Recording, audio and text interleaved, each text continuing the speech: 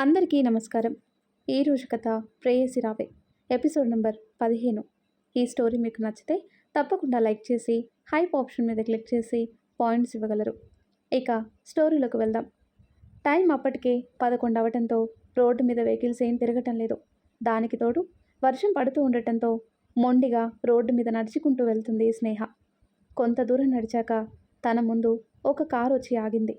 Light ఫోకస్కి కళ్ళకి చేతులు అడ్డుగా పెట్టుకుంది స్నేహ. కార్ లైట్స్ ఆఫ్ అయ్యి హార్న్ శబ్దానికి కళ్ళు తెరిచి చూసింది. ప్రశాంత్ కారులో ఉన్నాడు.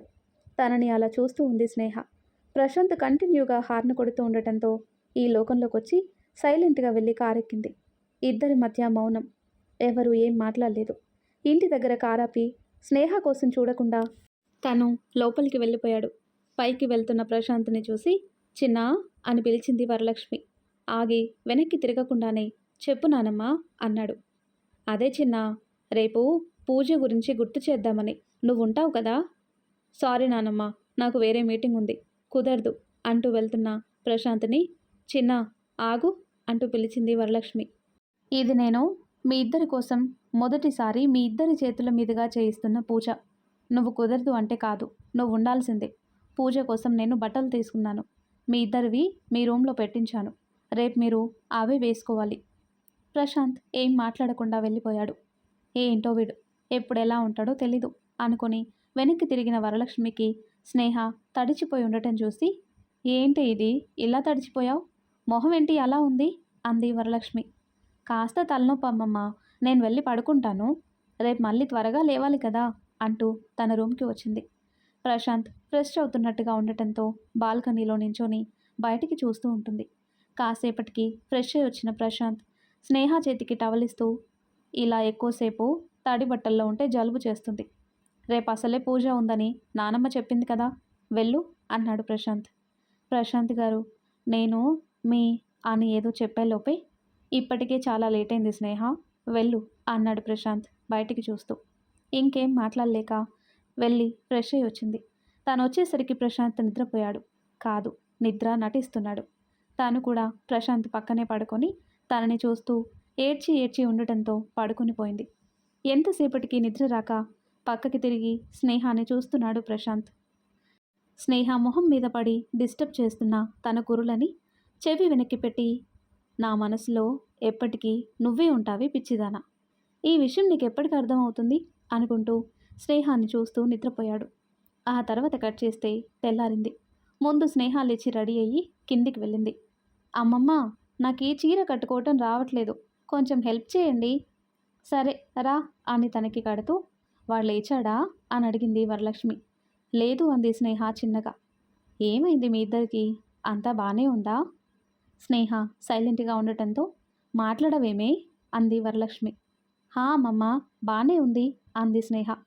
మరి రాత్రి వాడు అలా ఉన్నాడేంటి? ఏదో వర్క్ టెన్షన్ అమ్మమ్మ, మీరేం ఆలోచించకండి అంది స్నేహ. అంతే అంటావా? మరి నువ్వెందుకు తడిచిపోయి వచ్చావు? నువ్వు వాడి కోసమే కదా వెళ్ళావు, ఇద్దరు కలిసే వచ్చారు కదా అంది స్నేహ చీర కట్టడం ఫినిష్ చేసి. అబ్బా అమ్మమ్మ, నీకన్నీ అనుమానాలే.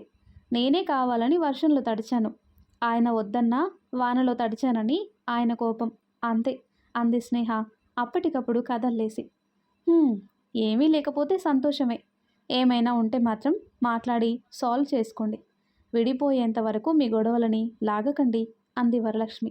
అలాగే అమ్మమ్మ అని చెప్పి బయటకు వచ్చింది. పూజకి కావలసిన సామాన్లన్నీ సర్దుతూ ఉండగా వరలక్ష్మి ఇంకా ఏమేం పెట్టాలో చెప్తుంది. తలూపుతూ అన్నీ 1-2 సార్లు చూసుకుంటున్న స్నేహాని పైనుండి చూస్తున్నాడు ప్రశాంత్. స్నేహాని చూసినప్పుడల్లా తనకే తెలియకుండా తన పెదవులపై చిన్న చిరునవ్వు వచ్చి చేరుతుంది ప్రశాంత్కి. కానీ కనిపించకుండా వచ్చిన ఆ చిరునవ్వంటే స్నేహకి చాలా ఇష్టం. కానీ ఇప్పుడు తను బిజీగా ఉంది. వరలక్ష్మి స్నేహ దగ్గరికి వచ్చి, ఎవరో వచ్చి నించుని నేనెలా ఉన్నాను అన్నారు. వచ్చింది ఎవరా అని తలెత్తి చూసిన వారికి పూజ కనిపించింది. స్నేహ కోపంగా పైకి లేచి, నువ్వా, ఎందుకొచ్చావు అంది. పూజకి పూజ లేకపోతే ఎలా, అందుకే వచ్చాను అంది నవ్వుతూ. పిలవని పేరటానికి ఎగురుకుంటూ వచ్చావా? ఓ హలో, నేను పిలిస్తేనే వచ్చాను అంటుంది పూజ. మహాతల్లి ఎప్పుడు మా ఆయన్ని నన్ను విడిదీయడానికే చూస్తుంది అనుకుని అయినా నిన్నెవరు పిలిచారు అని అడిగింది. నేనే పిలిచాను అన్నాడు ప్రశాంత్ స్టెప్స్ దిగుతూ. వైట్ అండ్ వైట్లో పంచెకట్టులో అచ్చం పెళ్లి కొడుకులా ఉన్న ప్రశాంత్ని స్నేహ రెప్ప వేయకుండా చూస్తుంది. అతన్ని అలా చూడటం అదే ఫస్ట్ టైం. అప్పటి వరకు పూజ వచ్చినందుకు చిరాగ్గా ఉన్న స్నేహ ఫేస్లో ప్రశాంత్ కారణంగా ప్రశాంతత చేరింది. తన దగ్గరకు వచ్చి స్నేహ కళ్ళలోకి చూస్తూ, పూజని నేనే పిలిచాను, తను నా ఫ్రెండ్, అందుకే అంటాడు. పూజ ఫేస్ 1000 మతాబులు ఒకేసారి వెలిగించినట్టుగా వెలిగిపోతుంది. మరి నన్నెందుకు పిలవలేదురా అంటూ వచ్చాడు చరణ్.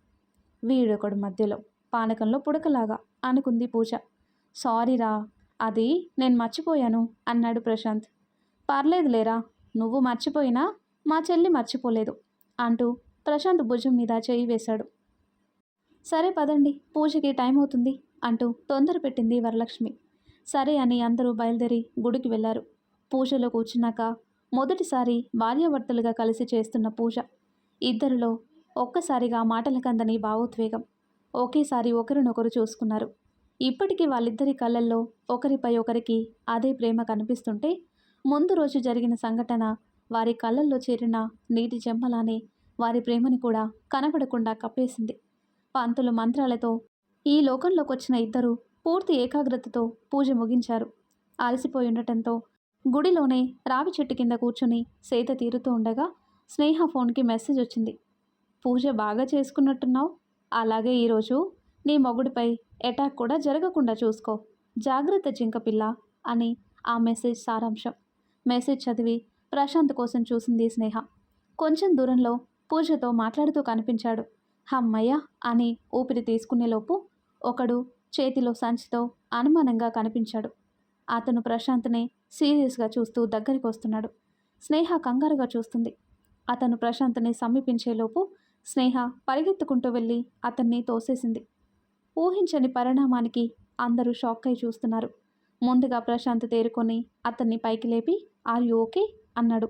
హా అండి, పూజారి గారు మీకు ఈ ప్రసాదం కంకణం ఇమ్మన్నారండి, అందుకే మీ దగ్గరకు వస్తుంటే మేడం అంటూ స్నేహాన్ని చూశాడు అతను. తన తరపున నేను సారీ చెప్తున్నాను, ఏమనుకోవద్దు అన్నాడు ప్రశాంత్. అలాగే అండి అని అవి ప్రశాంత్ చేతికిచ్చి అతను వెళ్ళిపోయాడు. తన చేతిలో ఉన్నవి పక్కనే ఉన్న పూజ చేతికిచ్చి విసురుగా స్నేహ దగ్గరకు వచ్చి తన భుజం గట్టిగా పట్టుకుని నొక్కేస్తూ, అసలు నువ్వేం చేస్తున్నావో నీకైనా తెలుస్తుందా, ఎందుకు అతన్ని అలా తోసేశావు అన్నాడు ప్రశాంత్. చిన్నా అని కోపంగా అరిచింది వరలక్ష్మి. వరలక్ష్మి వైపు చూశాడు. ఏం చేస్తున్నావు, ఒక ఆడపిల్ల మీద, అది కూడా నీ భార్య మీద ఇలా కోపం చూపించటం ఏమైనా బాగుందా, ఇదేనా నీకు నేను నేర్పించిన సంస్కారం అంటూ అరిచింది. స్నేహ చెయ్యి వదిలేసి, అది కాదు నానమ్మ, తను ఏదున్నా ఇంటికి వెళ్ళాక మాట్లాడుకుందాం, ఇప్పుడేం మాట్లాడకు అనటంతో ప్రశాంత్ సైలెంట్ అయిపోయాడు. ఎలాంటి ఎక్స్ప్రెషన్ లేకుండా నించుని ఉన్న స్నేహ భుజం మీద చేయి వేసి, పద ఇంటికి వెళ్దాం అంటూ తీసుకెళ్ళింది వరలక్ష్మి. ఇంటికి వెళ్ళాక ప్రశాంత్ ఎవరితోనూ మాట్లాడకుండా తన రూమ్కి వెళ్ళిపోయాడు. చరణ్ మాత్రం జరుగుతున్నదంతా చూసి స్నేహ ఎందుకు ఇలా బిహేవ్ చేస్తుంది, తననే అడుగుదాం అనుకుంటాడు. కానీ పూజ వరలక్ష్మి ఉండటంతో ఆగిపోతాడు. వరలక్ష్మిని రెస్ట్ తీసుకోమని చెప్పి ప్రశాంత్ కోసం జ్యూస్ చేసుకుని తీసుకెళ్తుంది స్నేహ. పూజ మాత్రం జరుగుతున్నవన్నీ మన మంచికే అన్నట్టుగా హ్యాపీగా ఉంది. స్నేహ వెనకే ప్రశాంత్ దగ్గరికి వెళ్దామనుకుంది. కానీ చరణ్ తనని ఏదేదో మాట్లాడిస్తూ ఉండటంతో కదలకుండా అలాగే కూర్చుంది. రూమ్లో కూర్చుని బుక్కు చదువుతున్న ప్రశాంత్ దగ్గరికి వచ్చి, ప్రశాంత్ గారు అని పిలిచింది. ఏంటి అన్నాడు బుక్కు నుండి తలెత్తకుండానే. జ్యూస్ అంది గ్లాస్ ముందుకి తెస్తూ. నాకొద్దు అన్నాడు. ఈరోజు ఉపవాసం, ఈవినింగ్ వరకు ఏమీ తినరు, పైగా మీరు మెడిసిన్స్ వేసుకోవాలి, తాగండి అంది.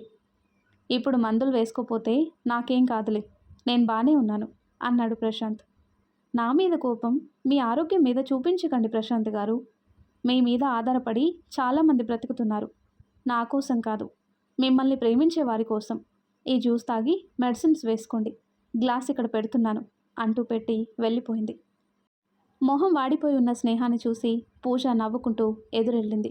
అయ్యో పాపం అంటూ, మీ ఇద్దరి మధ్యలోకి ఎవరూ రారన్నావు, మిమ్మల్ని విడదీయటం కష్టం అంటూ ఝాన్సీ లక్ష్మీబాయిలా డైలాగ్స్ కొట్టావు, ఇప్పుడేమైంది అంటుంది పూజ స్నేహ చుట్టూ తిరుగుతూ.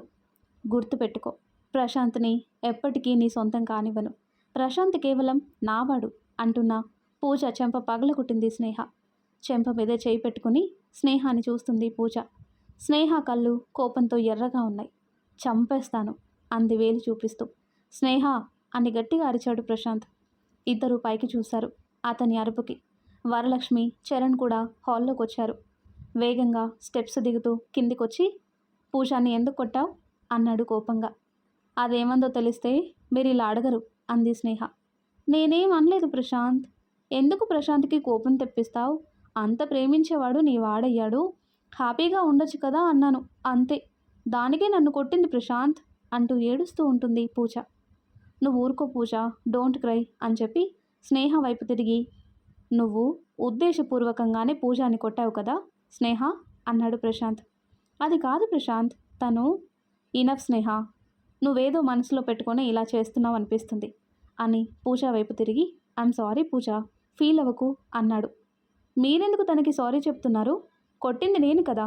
సారీ పూజ అని చెప్పి ప్రశాంత్ వైపు కోపంగా చూసి అక్కడి నుండి వెళ్ళిపోయింది స్నేహ. వెంటనే కళ్ళు తుడుచుకొని, ఇట్స్ ఓకే ప్రశాంత్, నేనేం ఫీల్ అవ్వలేదులే అంది నవ్వుతూ. ఓకే, ఇంక నువ్వు వెళ్ళు పూజ, ఇంటి దగ్గర కూడా ఎవరు లేరు కదా, జాగ్రత్త అని చెప్పి తన రూమ్కి వెళ్ళిపోయాడు. నవ్వుతూ ఏదో సాధించినట్టుగా వరలక్ష్మి చరణ్కి ఒక లుక్ ఇచ్చి అక్కడి నుండి వెళ్ళింది పూజ. ఛీ, చెంప దెబ్బ తిన్నా దీనికి అస్సలు సిగ్గులేదు. చిన్న ఎందుకు దీన్ని నెత్తిన పెట్టుకుంటున్నాడు అనుకుంటూ పూజాని తిట్టుకుంటూ తన రూమ్కి వెళ్ళిపోయింది వరలక్ష్మి. చరణ్కి జరుగుతున్నవి నార్మల్గా అనిపించక స్నేహతో మాట్లాడటం లేట్ చేయకూడదు అనుకుని స్నేహ వెళ్ళిన వైపు వెళ్ళాడు. అమ్మా, నాన్న, మీతో పాటు నన్ను కూడా తీసుకెళ్ళిపోయి ఉండొచ్చు కదా. ఇప్పుడు నాకెవ్వరూ లేరు, ఒక్కదాన్ని అయిపోయాను, ఒంటరిదాన్ని అయిపోయినట్టు అనిపిస్తుంది. నన్నెందుకు ఇలా ఒంటరిని చేసి వెళ్ళిపోయారు అనుకుంటూ ఏడుస్తూ ఉంది స్నేహ. నువ్వు ఎప్పుడూ ఒంటరివి కాదు స్నేహ, నీకు ఈ అన్నున్నాడు అంటూ వచ్చాడు చరణ్. కళ్ళు తుడుచుకొని చరణ్ని చూసి లేని నవ్వుని తెచ్చిపెట్టుకుంది. మాట్లాడే పెదవులు అబద్ధం చెప్పచ్చు, కానీ కళ్ళు నిజాన్ని దాచలేవు స్నేహ. నువ్వేదో దాచాలనుకుంటున్నావని వర్షిస్తున్నా నీ కళ్ళే చెప్తున్నాయి. ఏమైందో చెప్పు, ఒక్కదానివే భారం మోయకు. ఈ అన్న నీకు చేయగలిగిన సాయం చేస్తాడు అన్నాడు చరణ్ స్నేహ కన్నీళ్లు తుడుస్తూ. చెప్పు స్నేహ, అసలేమైంది? డిస్టర్బెన్స్కి కారణం ఏంటి? ఎందుకంటే నాకు మా అమ్మ, నాన్న విష్ణుని చంపింది ఎవరో తెలిసిపోయిందన్నయ్య అంటుంది. చరణ్ షాక్ అయ్యి, ఈ విషయం నీకెలా తెలుసు అన్నాడు. స్నేహ మానేశ్వర్ని కలిసిన దగ్గర నుండి ప్రశాంత్ హాస్పిటల్లో ఉన్నప్పుడు పరంధామయ్యకి వార్నింగ్ ఇచ్చే వరకు చెప్పి ఆపింది. అప్పటికే చరణ్ ఆవేశంతో ఊగిపోతూ ఉన్నాడు. ప్రశాంత్ని చంపాలని చూస్తాడా? వాడిని నేను ఊరికే వదలను అంటూ పిడికిలి బిగించాడు. నేను చెప్పటం ఇంకా అవలేదన్నయ్య అంది స్నేహ. ఇంకా ఏమైంది అన్నట్టుగా చూశాడు చరణ్. ఆ రోజు నేను మెడిసిన్స్ తీసుకురావటానికి వెళ్ళినప్పుడు ఒక నర్సు నా దగ్గరికి వచ్చింది. తనే ఆ రోజు హాస్పిటల్లో నేను ఒక్కదాన్నే ఉన్నప్పుడు నన్ను ఓదార్చి తెలిసిన వాళ్ళకి కాల్ చేయమని చెప్పింది. అప్పుడే మీకు నేను ఫోన్ చేశాను. డాక్టర్ ప్రశాంత్ కోసం రాసిన టాబ్లెట్స్ వాడొద్దని, అతను ఎవరితోనో ఫోన్లో మాట్లాడుతుంటే విన్నానని తన దగ్గరున్న మందుల చీటీ ఇచ్చి, సార్కి ఇవి వాడండి తగ్గిపోతాయని చెప్పి వెళ్ళిపోయింది. అయినా నేను ప్రశాంత్ విషయంలో ఛాన్స్ తీసుకోవాలి అనుకోలేదు. డాక్టర్ అబద్ధం చెప్తున్నాడా లేదా తాను అబద్ధం చెప్తుందా అని తెలుసుకోవటానికి మందుల షాప్కి వెళ్ళి స్లిప్ చూపించి ఇవెందుకు వాడతారు అని అడిగాను. అతన్ని చూసి ఇవి తలకి దెబ్బ తగిలితే వాడే టాబ్లెట్స్, పెయిన్ కిల్లర్స్ అని చెప్పాడు. డాక్టర్ రాసిచ్చిన స్లిప్ చూపిస్తే డౌట్ వస్తుందని సరే ఆ టాబ్లెట్స్ ప్యాక్ చేయమని చెప్పి డాక్టర్ రాసిచ్చిన స్లిప్ మీద మందుల్ని నెట్లో దేనికి వాడతారో సెర్చ్ చేశాను. నాకు తెలిసింది ఏంటంటే ఆ మందులు వాడటం వల్ల మనిషి ఆలోచన విధానం మెల్లిమెల్లిగా క్షీణిస్తూ మతి స్థిమితం కోల్పోయేలా చేసే టాబ్లెట్స్ అవి.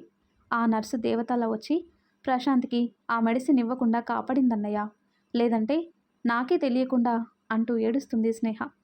తనని పట్టుకొని ఓదార్చి, డోంట్ క్రై స్నేహ, తర్వాత ఏమైంది? ఆ రోజు నైట్ ఏమైందో నీకు కూడా తెలుసు కదా అన్నయ్య. ప్రశాంత్ తాగకుండానే తాగినట్టు స్మెల్ రావటం, ఆయన స్పృహ కోల్పోవటం. పూజ, ఒక్క నిమిషం, పూజ గురించి వాడి గురించి నువ్వేమైనా తప్పుగా అనుకుంటున్నావా అని అడిగాడు చరణ్.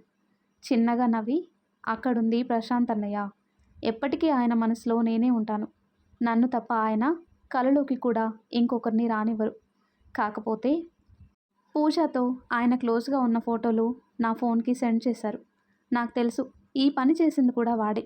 కానీ నాకు ఆ ఫొటోస్తో పాటే ఇంకో మెసేజ్ కూడా వచ్చింది. నేను ప్రశాంత్కి దూరం అవ్వకపోతే ఇవే ఫొటోస్ మీడియాకి లీక్ చేస్తా అని. నేను వాడికి భయపడటం లేదు. కానీ ప్రశాంత్ పరువు, నేను ఇక్కడ ఏం చేస్తున్నానో, ఏం ఆలోచిస్తున్నానో పిన్ టు పిన్ చెప్పగలుగుతున్నాడు అంటే అతను ఎంత పక్కా ప్లాన్ ఉండుంటాడు.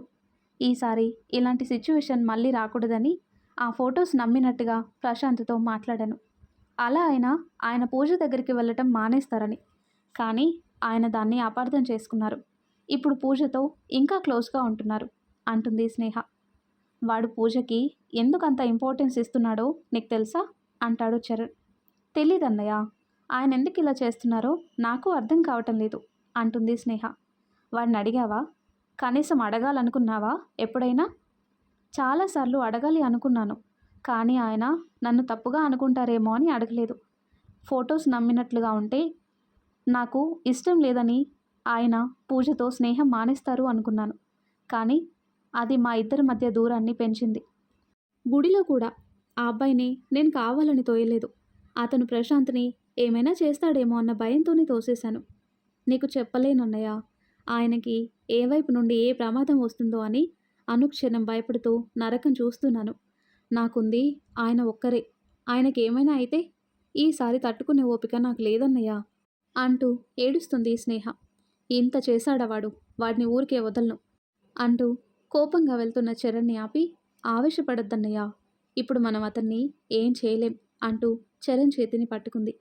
ఏం చేస్తాం? నిన్నింత టార్చర్ చేస్తున్న వాడిని ఇప్పటికిప్పుడే షూట్ చేయాలి. నన్ను ఆపకు స్నేహ అన్నాడు చరణ్. ప్లీజ్ అన్నయ్య, ఒకసారి నేను చెప్పేది విను. వాడిని ఆవేశంతో కాదు, ఆలోచనతో దెబ్బ కొట్టాలి అని ఆగి, అందుకే నేను ఒక డెసిషన్ తీసుకున్నా అన్నయ్య అంది స్నేహ. స్నేహ వైపు చూశాడు చరణ్. అవునన్నయ్య, వాడేం చేస్తాడు అని ప్రతి క్షణం ఇలా భయపడే బదులు నేనే ప్రశాంత్కి దూరంగా వెళ్ళిపోతాను. స్నేహ, అవునన్నయ్య. వద్దు, వాడెవడికో భయపడి నువ్వు వాడికి దూరమైతే వాడు తట్టుకోగలడా? ప్రశాంత్ గురించి ఆలోచించు స్నేహ అన్నాడు చరణ్. ప్రశాంత్ గురించే ఆలోచించి చెప్తున్నా అన్నయ్య. ఇప్పుడు ఆ ఫొటోస్ బయటికి రాకుండా ఉండాలి అంటే నేను ఇలా చేయక తప్పదు. భార్య అంటే భర్తని గౌరవించటం ఒకటే కాదు, అతని పరువుని కూడా కాపాడాలి. నాకు ప్రశాంత్ ముఖ్యం, అతని క్షేమం ముఖ్యం. అందుకే నేనే దూరంగా వెళ్ళిపోతాను అంటుంది స్నేహ. నువ్వు ఇంత ఈజీగా వాడిని వదులుకుంటానని ఎలాగనగలుగుతున్నావు స్నేహ అన్నాడు చరణ్. ఈజీగానా అని విరక్తిగా నవ్వి, ప్రాణంగా ప్రేమించిన భర్తని వదులుకోవటానికి నేనెంత లోపల చచ్చిపోయి ఉంటానో ఒక్కసారి ఆలోచించన్నయ్యా. నేను దీనికి ఒప్పుకోను స్నేహ, ఇప్పుడే వెళ్ళి వాడికి నిజం చెప్పేస్తాను అంటాడు చరణ్. ఇప్పుడు నువ్వు వెళ్ళి ప్రశాంత్కి ఈ విషయం చెప్తే నేనిప్పుడే ఈ క్షణమే వెళ్ళిపోతానన్నయ్యా అంది గట్టిగా. మొండిగా చేయకు స్నేహ, వాడెవడికో భయపడి నువ్విలా. నాది భయమే, కానీ వాడికి కాదు, ప్రశాంత్కి ఏమీ కాకూడదనే భయం. ఈ విషయం నువ్వు ప్రశాంత్కి చెప్పావంటే నా మీద ఒట్టే అన్నయ్య అంది చరణ్ చెయ్యి తల మీద పెట్టుకుంటూ. చరణ్ షాక్ అయ్యి చెయ్యి వెనక్కి తీసుకునే ఛాన్స్ కూడా ఇవ్వలేదు స్నేహ. ఎన్నాళ్ళిలా అన్నాడు చరణ్ చిన్నగా. తెలీదు అంది ఏటో చూస్తూ. ఎప్పుడు వెళ్దామనుకుంటున్నావు? ఇంకో వారం రోజుల్లో. దాన్ని మా పెళ్లి రోజు అనాలో, అమ్మ నాన్న దూరమైన రోజు అనుకోవాలో నాకు తెలీదు. ఆ రోజే వెళ్తాను అంది స్నేహ. నువ్వు లేకుండా వాడి పరిస్థితి ఏంటి ఆలోచించావా అన్నాడు చరణ్. తప్పదన్నయ్య, కొన్ని కావాలంటే కొన్ని వదులుకోవాలి. ఆయన స్ట్రాంగ్గా ఉండాలని కోరుకుంటున్నాను. ఇంతకన్నా ఇంకేం చేయగలను అంటుంది స్నేహ. చరణ్ ఇంకేదో మాట్లాడేలోపు తనకి ఫోన్ కాల్ రావటం, అర్జెంటుగా వెళ్లాల్సి రావటంతో, నేను వెళ్ళాలి స్నేహ, నాకు చెప్పకుండా నువ్వెలాంటి వాయిలెంట్ డెసిషన్ తీసుకోవద్దు, నువ్వు జాగ్రత్త అని చెప్పి వెళ్ళాడు. చరణ్ వెళ్ళాక కాసేపు అక్కడే కూర్చొని వరలక్ష్మి వచ్చి లోపలికి పిలవటంతో వెళ్ళింది. మీ ఇద్దరి మధ్య మూడో వ్యక్తిని తీసుకొచ్చి ఇద్దరి మధ్య దూరం పెంచుకోవద్దు స్నేహ, వెళ్ళి వాడిని కూల్చేయి అని వరలక్ష్మి అనటంతో తన మాట కాదనలేక తన రూమ్కి వెళ్ళింది. అప్పటి వరకు బుక్ చదువుకుంటున్న ప్రశాంత్ స్నేహ లోపలికి రాగానే బయటికి వెళ్ళబోతుండగా అతని చెయ్యి పట్టి ఆపింది. నన్ను చూడటం కూడా మీకు ఇష్టం లేదా? ఎందుకలా వెళ్ళిపోతున్నారు అంటుంది. నువ్వేం చేశావో నీకు తెలీదా? ఓకే ఫైన్, నిన్ను చూస్తుంటే నేను తప్పు చేయకుండానే నువ్వు నన్ను నిందిస్తున్న ఫీలింగ్ వస్తుంది, కోపం వస్తుంది. నా కోపం ఏదైనా అది నీ మీదైనా నీపై చూపించలేను. అందుకే నీకు దూరంగా వెళ్తున్నాను అంటాడు ప్రశాంత్. నేను దూరంగా ఉంటే మీరు హ్యాపీగా ఉంటారా అని అడిగింది స్నేహ. ప్రశాంతంగా ఉంటాను అన్నాడు. ఆ క్షణం ఆ మాట అతని నోటి నుండి ఆవేశంలో వచ్చింది. ఆ మాట వినగానే స్నేహ ప్రశాంత్ చేతిని వదిలేసింది. వదిలేసిన తన చేతిని చూసి స్నేహ వైపు చూశాడు ప్రశాంత్. చిన్నగా నవ్వి, నీ హ్యాపీనెస్కి నేనెప్పుడూ అడ్డు కాదు హిట్లర్ అంది స్నేహ. ప్రశాంత్ అదేమీ తనకి పట్టనట్టు వెళ్ళిపోయాడు. తనకి ఆ క్షణం తెలీదు, తను ఆవేశంలో అన్న ఆ ఒక్క మాట వల్ల అతని జీవితం చీకటిగా మారుతుందని. నేనే కదా దూరంగా వెళ్ళాలి అనుకున్నాను. ఎందుకింత బాధ? ఎందుకు? అనుకుంటూ నుంచున్న చోటే కూలబడి ఏడుస్తుంది. ఆ తర్వాత వారం రోజులిద్దరూ ఒకరికొకరు మాట్లాడుకోలేదు. సరిగ్గా వారి యానివర్సరీ రోజు ఆఫీస్‌కి రెడీ అవుతున్న ప్రశాంత్ దగ్గరికొచ్చింది స్నేహ. తను వెనక ఉంది అని తెలిసినా ఏం మాట్లాడకుండా, కనీసం తన వైపు కూడా చూడకుండా వెళ్తున్న ప్రశాంత్‌ని ఆపింది స్నేహ. ప్రశాంత్ వెనక్కి తిరగలేదు. ఏంటి అని అడగలేదు. వెనక నుండి ప్రశాంత్‌ని హగ్ చేసుకొని అలా ఉండిపోయింది స్నేహ. తనని దగ్గరికి తీసుకోవాలనున్నా తన కోపం ఆ పని చేయకుండా తనని కట్టిపడేసింది. ఐ లవ్ యూ ప్రశాంత్ అంది ఏడుస్తూ. తను ఏడుస్తుందన్న విషయం వెనుక తన షర్ట్ తడిగా తగలటంతో అర్థమైంది ప్రశాంత్‌కి. ఇంకా అక్కడ ఉండలేక, నేను వెళ్ళాలి అన్నాడు చిన్నగా. వదలలేక ప్రశాంత్‌ని వీడింది. తన బ్లేజర్ వేసుకుని వెళ్ళిపోయాడు ప్రశాంత్. వెళ్తున్న తనని అలా చూస్తూ ఉండిపోయింది స్నేహ. కాసేపటికి వెళ్ళి ఫ్రెష్ అయ్యి వచ్చి ప్రశాంత్‌కి లెటర్ రాసిపెట్టి, తన ఫోన్‌తో సహా వస్తువులన్నీ అక్కడే వదిలేసి వరలక్ష్మికి చెప్పకుండానే ఇంటి నుండి బయటికొచ్చేసింది. ఎక్కడికి వెళ్ళాలో తెలీదు. గమ్యం లేని బాటసారిలా అలా నడుచుకుంటూ వెళ్తున్న స్నేహాన్ని హాస్పిటల్‌లో హెల్ప్ చేసిన నర్సు చూసింది. శూన్యంలోకి చూస్తూ నడుస్తున్న స్నేహాన్ని చూసి తన స్కూటీని వెనక్కి తిప్పి స్నేహ దగ్గరికొచ్చింది. స్కూటీ స్నేహ దగ్గర ఆపి, మేడం నన్ను గుర్తుపట్టారా అని అడిగింది ఆ అమ్మాయి. హా! మిమ్మల్నెలా మర్చిపోతాను? ఆ రోజు మీరు సహాయం చేయకపోతే ఏమయ్యేదో కూడా ఊహించలేను అంది స్నేహ. మీరు మంచివారు మేడం.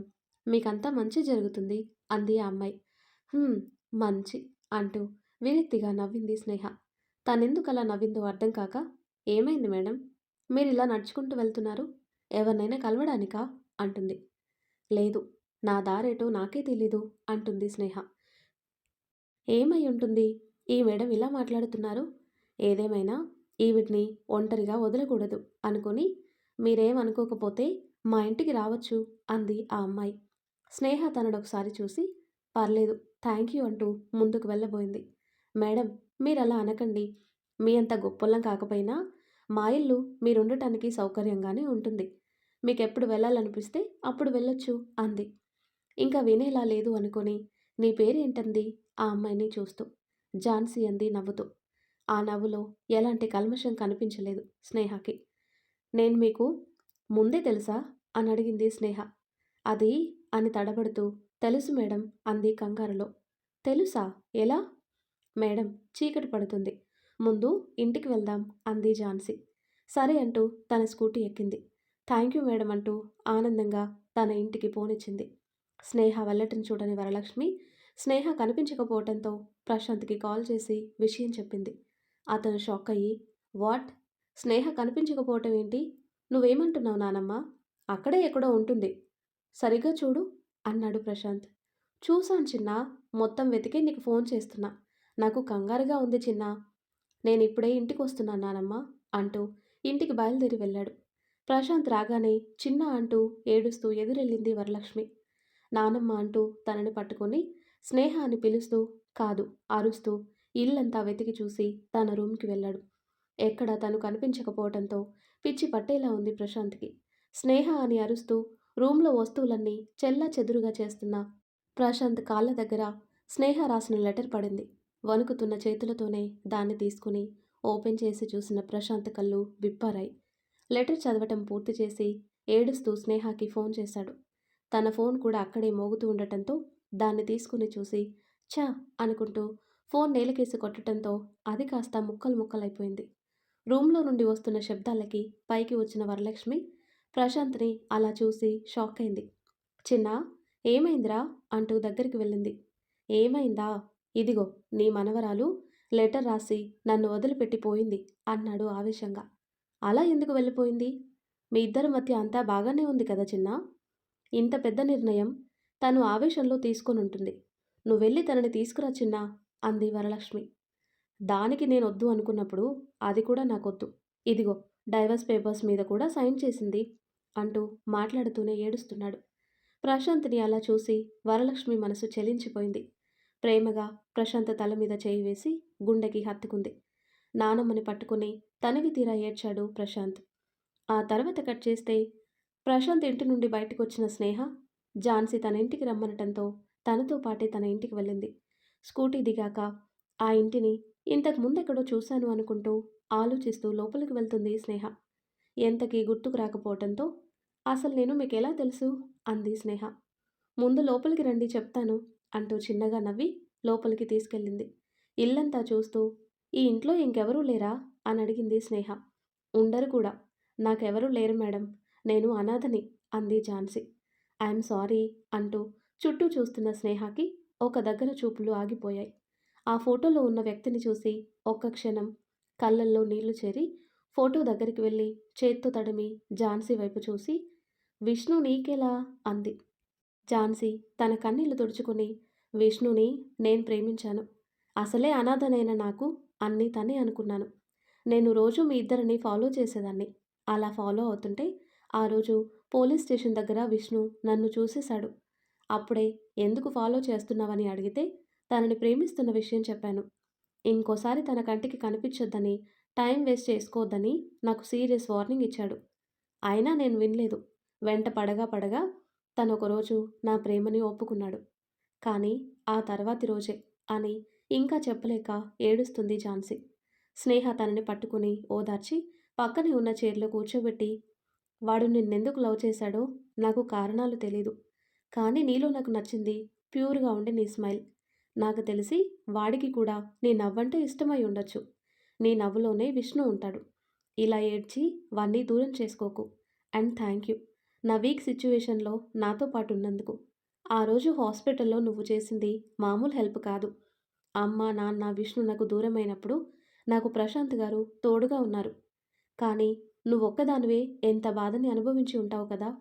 నీకు నేనున్నాను. ఈ రోజు నుండి మనిద్దరం ఫ్రెండ్స్. ఓకేనా?" అంది స్నేహ. "అలాగే మేడం" అంది ఝాన్సీ. "మేడం కాదు, పేరు పెట్టి పిలువు." "మిమ్మల్ని పేరు పెట్టి పిలవటమా?" "లేదు. నేను మేడం అనే పిలుస్తాను" అంది.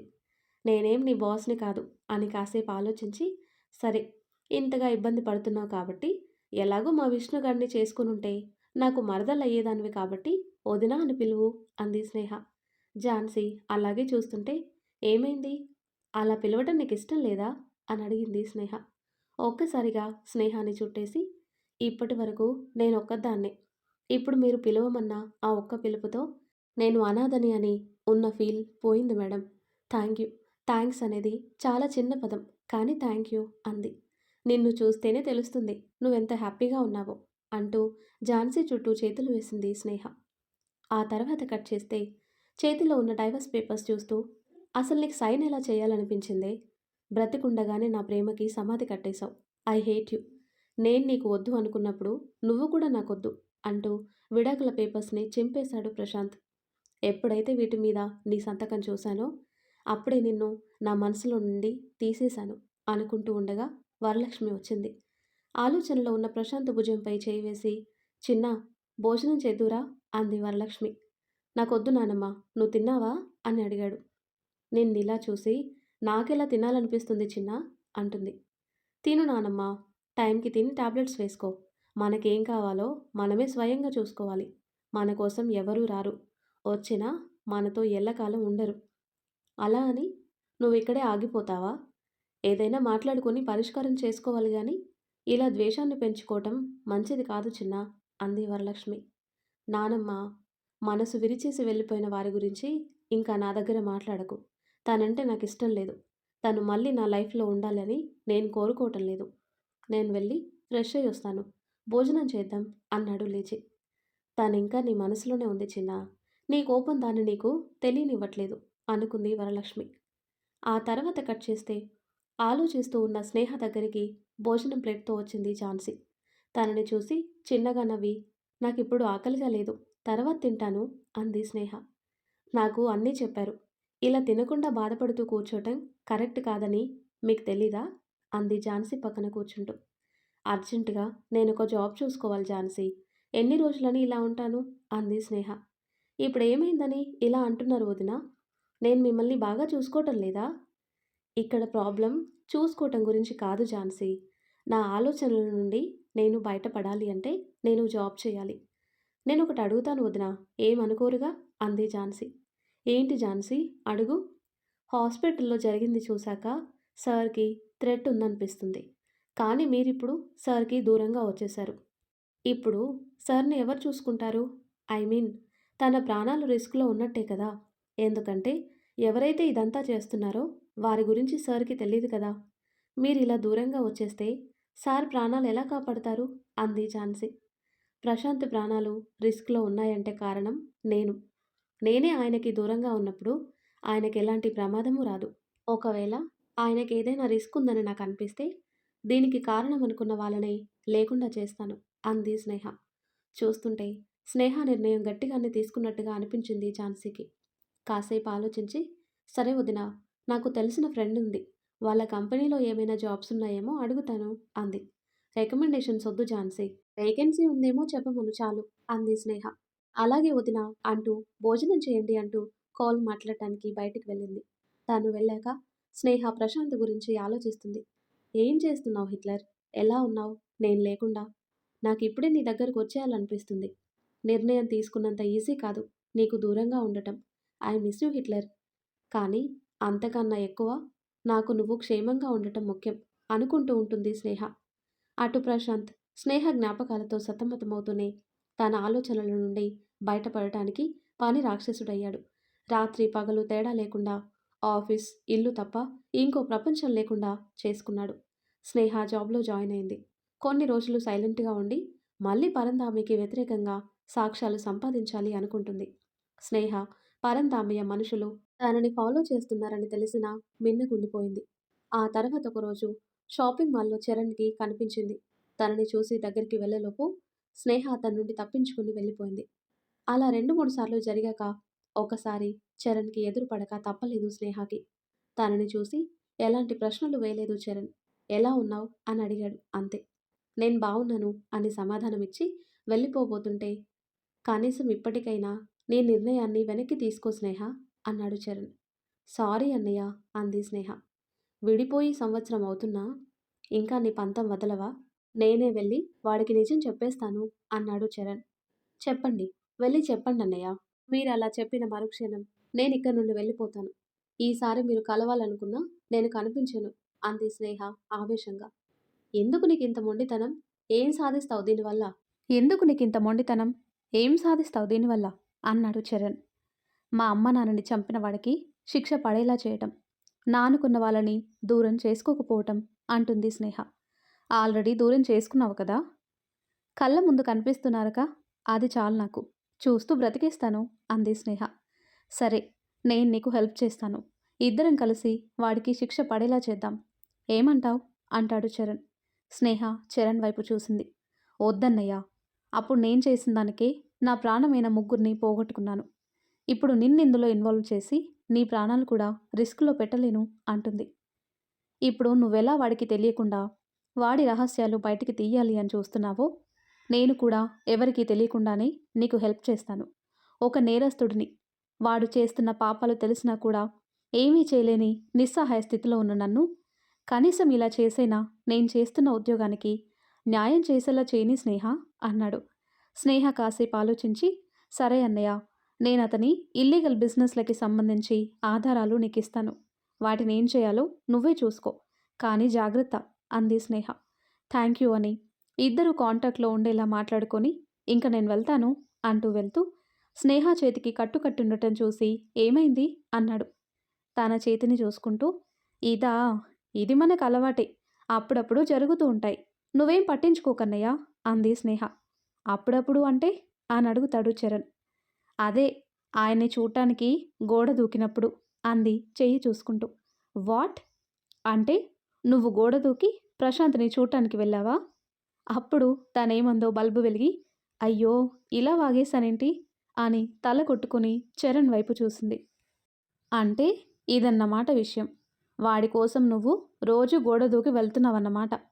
రోజు కాదులే అన్నయ్య, చూడాలనిపించినప్పుడు అంది చేత్తో చున్నీని నలిపేస్తూ.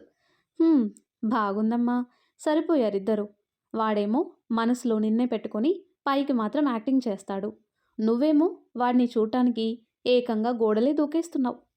ఏం చేయమంటారు? నా మనసు నా మాట వినట్లేదు మరి" అంది స్నేహ నవ్వుతూ. చరణ్ కూడా నవ్వి జాగ్రత్త అని స్నేహ ఎక్కడుంటుంది అడ్రస్ కూడా కనుక్కొని వెళ్ళిపోయాడు. అలా స్నేహ పరంధామయ్యకి వ్యతిరేకంగా సాక్ష్యాలు ఒక్కొక్కటిగా సేకరిస్తూ చరణ్కి చేరవేసింది. వాటి వల్ల అతను తన ఇన్ఫ్లుయెన్స్ ఉపయోగించి తప్పించుకుంటున్నాడు. కానీ ఇదంతా స్నేహ చేస్తుందని కనిపెట్టలేకపోయాడు. స్నేహాని ఫాలో చేస్తున్న మనుషులని అడిగితే తను ఆఫీస్కి ఇంటికి తప్ప ఇంకెక్కడికి వెళ్ళట్లేదు అని చెప్పడంతో స్నేహ కాదని ఫిక్స్ అయ్యాడు. ఒకరోజు ఏదో ఆలోచనలో ఉన్న ప్రశాంత్ దగ్గరికి వచ్చాడు చరణ్. ఏంట్రా అంత దీర్ఘంగా ఆలోచిస్తున్నావు? మా చెల్లి గుర్తొచ్చిందా అంటూ ప్రశాంత్ భుజం మీద చేయి వేశాడు. చరణ్ని గుర్రుగా చూస్తూ నేనెందుకు తన గురించి ఆలోచిస్తాను అన్నాడు నొసలు చిట్లించి. ఆహా, అవునా, సరే, ఉన్న పలంగా నువ్వేం ఆలోచిస్తున్నావో తడబడకుండా చెప్పరా అన్నాడు చరణ్. చెప్తాను. నీ చెల్లి గురించి తప్ప నాకు ఇంకేం పనులు లేవా? నేను బిజినెస్ గురించి ఆలోచిస్తున్నాను అన్నాడు ప్రశాంత్ సింపుల్గా. ఇదొకటి దొరుకుతుంది నీకు ప్రతిసారి. ఏముంటాయిరా అంతలా? ఇప్పుడు నీ బిజినెస్ అంతా బాగానే ఉంది కదా అంటాడు. ఉంటే ఇంకేం ఉండవా? ఓకే, ఏం ఆలోచించావో చెప్పైతే అన్నాడు చరణ్. అది అని అసలేంట్రా నీ గోలా అన్నాడు విసుగ్గా. నిజాన్ని ఒప్పుకోవచ్చు కదరా, ఎందుకంతా అన్నాడు చరణ్. ఏం నిజం? అయినా నేనేం దాని గురించి ఆలోచించట్లేదు. ఇప్పటికీ 2 years అయింది. ఎక్కడుందో కూడా తెలీదు. ఒక్కసారి కూడా నాకు కాల్ చేయలేదు, నా దగ్గరికి రాలేదు. నేనెందుకు ఆలోచించాలి అన్నాడు. 2 years అని భలే గుర్తుపెట్టుకున్నావురా. నువ్వన్నట్టు తన గురించి నువ్వు ఆలోచించకపోతే వదిలేసి 2 years అయిందని ఎలా అన్నావు? ఈసారి ప్రశాంత్ మౌనం వహించాడు. తను నీ మనసులోనే ఉంది ప్రశాంత్. నువ్వెంత రావద్దు అనుకున్నా తన ఆలోచనలు నీ మైండ్లో ఉండిపోయాయి. పొమ్మన్నా పోవు. తను నిన్ను అపార్థం చేసుకొని వెళ్ళిపోయిందే అనుకుందాం. మరి నువ్వేం చేశావు? తన కోసం వెతికావా? కనీసం తను అనుకుంటుంది తప్పు అనైనా తనకి తెలిసేలా ఏ చిన్న ప్రయత్నమైనా చేశావా? అమ్మా నాన్న లేరు, ఒంటరిగా నిన్నొదిలి తన దారి చూసుకుంది అంటే వెనక ఎంత బలమైన కారణం ఉంటుందో ఆలోచించావా? నువ్వు తప్ప తనకి వేరే లోకం లేదు.